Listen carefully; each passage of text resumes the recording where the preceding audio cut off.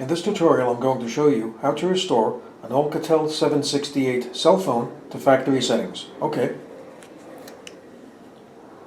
Go to Menu, Settings, Security Settings, Master Reset, Master Restore. Okay. Now enter 6 zeros. 1, 2, 3, 4, 5, 6. Okay.